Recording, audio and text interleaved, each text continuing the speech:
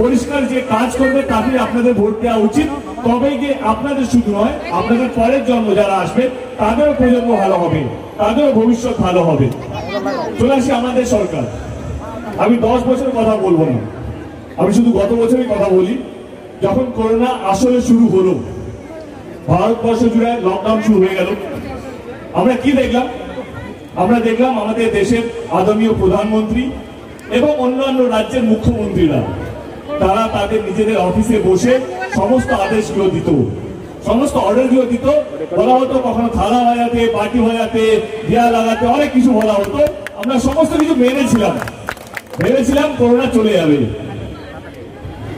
কোনো মুখ্যমন্ত্রীকে আমরা দেখিনি এবং প্রধানমন্ত্রীকেও দেখিনি রাস্তায় নেমে মানুষের কাজ করতে, মানুষকে বাঁচাতে আমরা কাউকে দেখিনি। কিন্তু তখন একমাত্র মুখ্যমন্ত্রী ভারতবর্ষে যে রাস্তায় নেমে মানুষের কাজ করেছিল তার নাম হচ্ছে মমতা ব্যানার্জি। এটা আমি বলে বলছি না, প্রত্যেকের হাতে স্মার্টফোন আছে, আপনারা একটু গুগল করে দেখে নিন।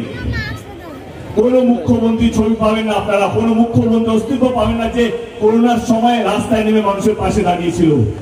তখন আমাদের নেত্রী, আমাদের মুখ্যমন্ত্রী রাস্তায় নেমে মানুষ ভালো আছে কিনা সেটা দেখছিল। হসপিটাল ঘুরে দেখেছে বেড পাওয়া যাচ্ছে কি নেই, হসপিটাল ঘুরে দেখেছে অক্সিজেন কমে গেছে, তো কিভাবে জোগাড় করতে হবে। তখন অন্য কোন রাজ্যের মুখ্যমন্ত্রী খবর পাওয়া যেত না। তখন আমরা ভয় লাগতো, আমরা বাইরে বেরোলে আমাদের যদি করোনা হয়ে যায় আমরা মারা যাবো। সেই জন্য অনেকে ঘরের বাইরে বেরোতো না। আরে দিদিরও তো বয়স হয়েছে, তাও তো ভয় লাগার কথা কি আমি যদি বাইরে বেরোই অন্য মুখ্যমন্ত্রীর মতো আমি যদি বাইরে বেরোই, আমার যদি করোনা হয়ে যায় আমিও মারা পড়বো। কিন্তু না, তিনি ভয় পাননি। তখন তিনি রাস্তায় নেমেছিলেন, দেখেছিলেন মানুষ ভালো আছে কি নেই। এইটাই তো কাজ সরকারের। এমনই তো সরকার দরকার যে মানুষকে নিয়ে ভাববে। আজকে দেখুন আমাদের সরকার, আমাদের দল ইলেকশন কমিশন, নির্বাচন কমিশনকে বলা হলো যে বাকি 3 দফার ইলেকশনটা একদিনে করে নিতে।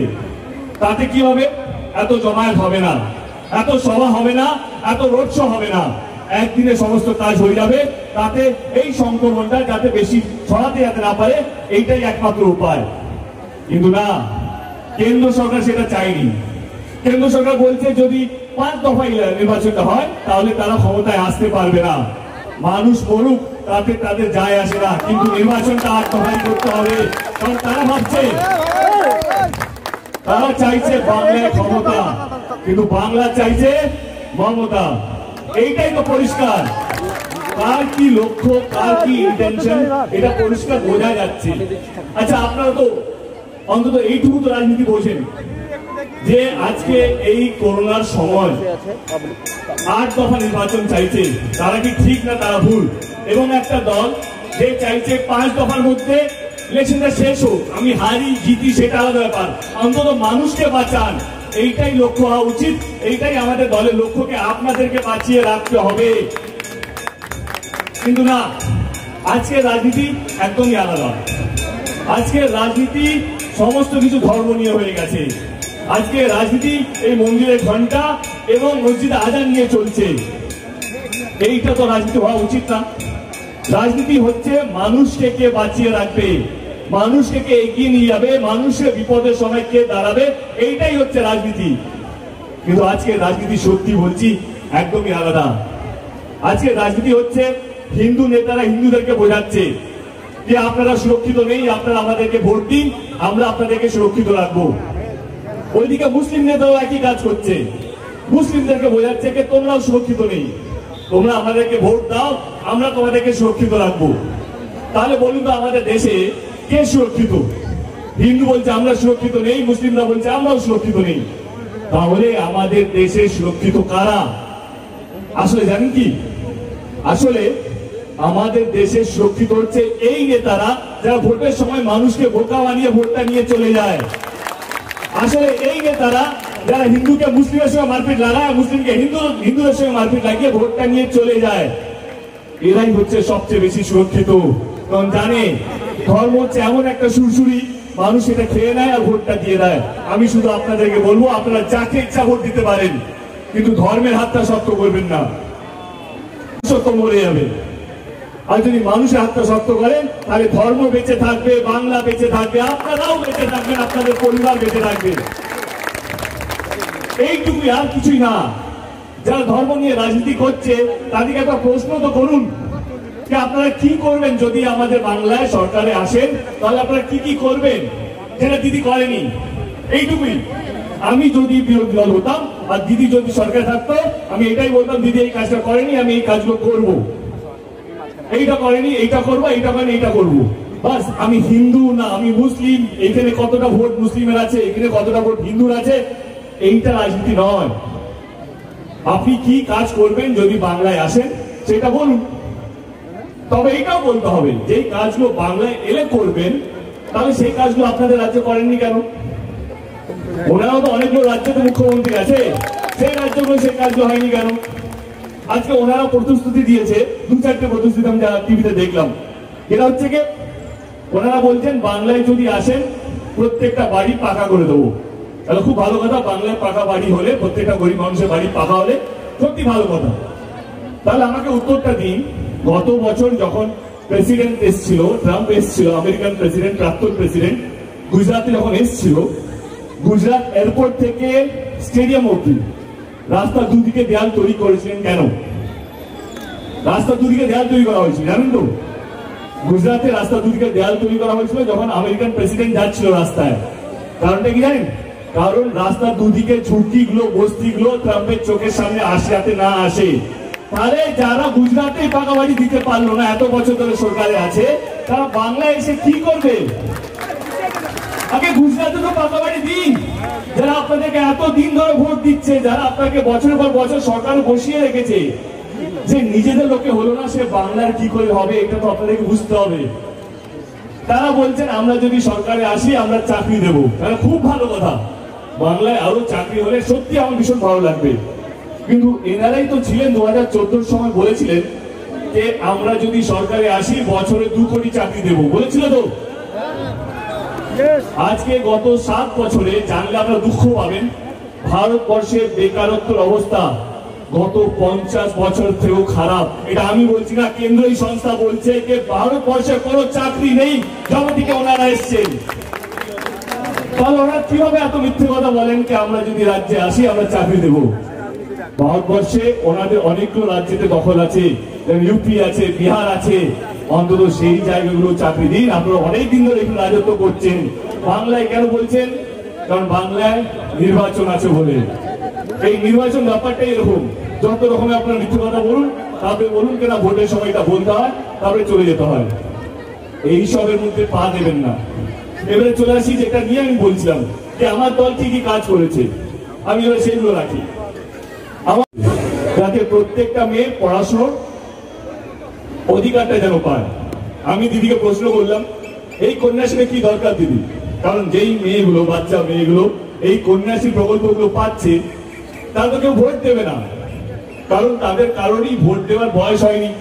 কারণ তুমি এমন মানুষের জন্য করছো, সে ভোট দেবে না, তাদের টাকাটা নষ্ট হলো।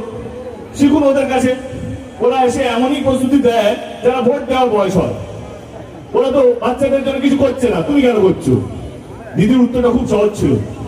সহজ ছিল এটাই যে আমার বাংলায় প্রত্যেকটা মেয়ে যেন তার পড়াশোনার অধিকারটা পায়, সে হিন্দু হোক বা মুসলিম। আমি জিতি বা হারি, বাংলার প্রত্যেকটা মেয়ে যেন জিতে, এইটাই তো কাজ সরকারের।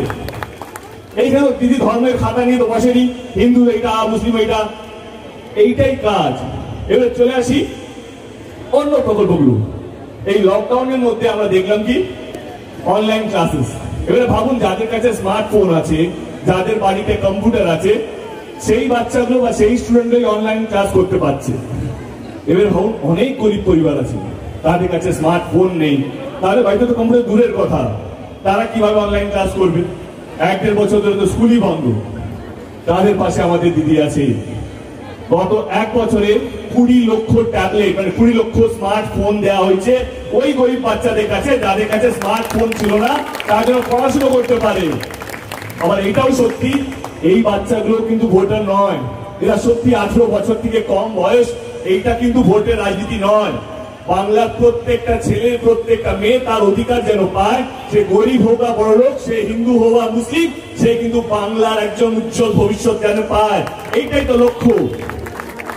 সবুজ সাথীর মতন প্রকল্প 70 লক্ষ সাইকেল দেওয়া হয়েছে গত 10 বছরে। এরাও কিন্তু ভোটার নয়, এরাও কিন্তু 18 বছর থেকে কম বয়স। এটা কিন্তু ভোটের রাজনীতি নয়। আগে শুধু বড় লোকেরাই প্রাইভেট হসপিটালে গিয়ে চিকিৎসা করাতে পারত, কারণ তাদের কাছে ইন্স্যুরেন্স আছে বা তাদের কাছে যথেষ্ট পয়সা আছে, তারা তাদের চিকিৎসা করাতে পারত। গরিব মানুষরা চাইলেও প্রাইভেট হসপিটাল যেতে পারত না। আমাদের সরকার স্বাস্থ্য সাথী কার্ড নিয়ে এলো, বাড়ির প্রত্যেকটা মানুষের কাছে 5 লক্ষ টাকা করে বীমা দেওয়া হচ্ছে, যাতে গরিব মানুষ চাইলেও প্রাইভেট হসপিটাল চিকিৎসা করাতে পারে। এখন শুধু বড় লোকেরা নয়, গরিব মানুষও প্রাইভেট হসপিটালে গিয়ে চিকিৎসা করাতে পারে।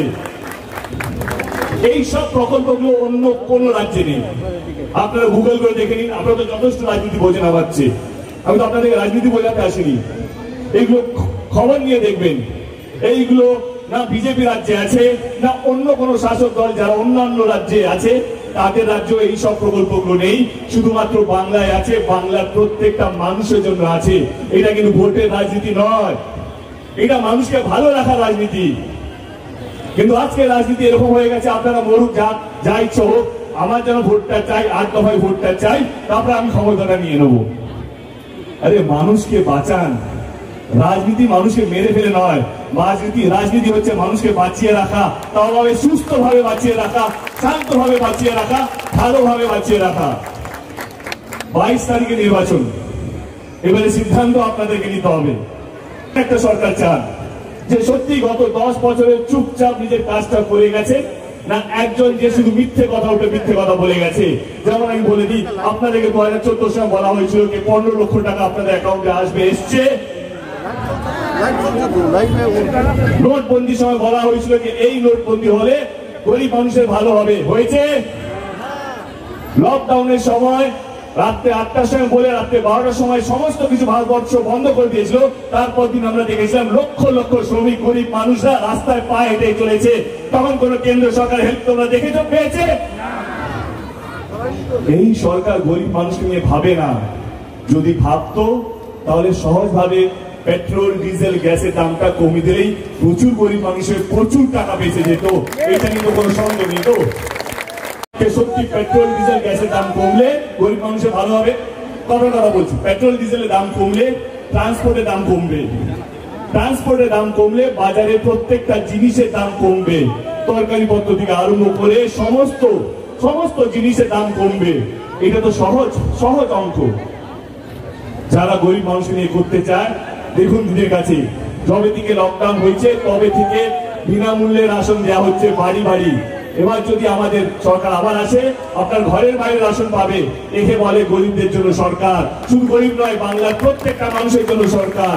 শুধু প্রত্যেকটা নয়, এর মধ্যে কোনো ধর্ম নেই, না হিন্দু, না মুসলিম, না শিখ, না ইসাই, সমস্ত ধর্মের জন্য একটাই প্রকল্প হচ্ছে মানুষকে ভালো রাখা। 22 তারিখে নির্বাচন, সিদ্ধান্ত আপনাদেরকে নিতে হবে আপনারা কিরকম সরকার দরকার। যদি ধর্মের হাতটা শক্ত করেন তাহলে একদিকে থাকবে মন্দির, আরেকদিকে থাকবে মসজিদ। কোনো হসপিটাল হবে না, কোনো স্কুল কলেজ হবে না, কোনো রাস্তাঘাটও হবে না, না আপনার বাড়িতে জল যাবে, না আপনার বাড়িতে ইলেকট্রিসিটি থাকবে। কারণ আপনারা ধর্মের হাতটা শক্ত করেছিলেন। আপনারা তো উন্নয়ন চাননি, আপনারা তো চাননি যে সরকার আপনাদের ছেলে মেয়েদের জন্য ভাবে, যে সরকার আপনাদের বাড়ির সমস্ত মানুষকে নিয়ে ভাবে, সেই হাতটা শক্ত করার এখনো সময় আছে। যারা ভাবছে যে না আমরা অন্য দলের দিকে একটু বেশি ঝুঁকবো, কারণ এই দলটা তো কিছু করেনি, কারণ আপনারা কান দিয়ে দেখছেন, চোখ দিয়ে দেখছেন না। চোখ দিয়ে দেখলে নিশ্চয়ই সমস্ত কিছু পাবেন, চোখের সামনে পাবেন। আর যদি গুজবে কান দেন আর গুজবে যদি দেখেন, তাহলে দেখবেন যে না না না কিছুই তো নেই, এমনি হাওয়ায় চলছে, এমনি এইটাই হচ্ছে। একদম এই ভাওতাবাজির মধ্যে পড়বেন না।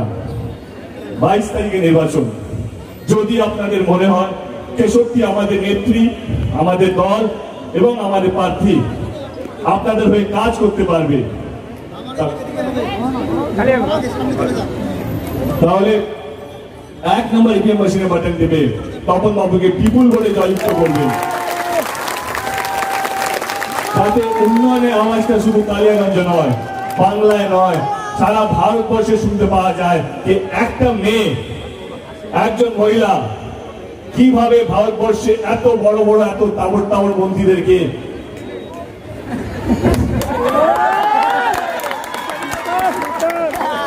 যাকে আমার মনে আপনারা বুঝে গেছেন। আমার আরো দুটো সভা আছে।